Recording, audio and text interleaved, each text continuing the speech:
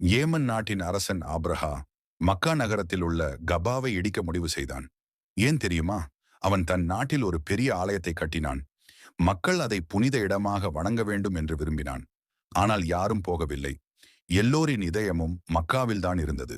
அதனால் அவனுக்கு பொறாமை.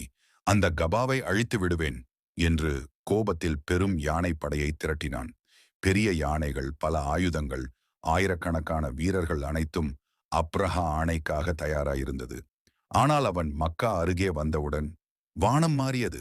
அபாபீல் என்ற சிறு குருவிகள், அவைகள் தம் அலகிலும் கால்களிலும் சிறு கற்களை எடுத்திருந்தன.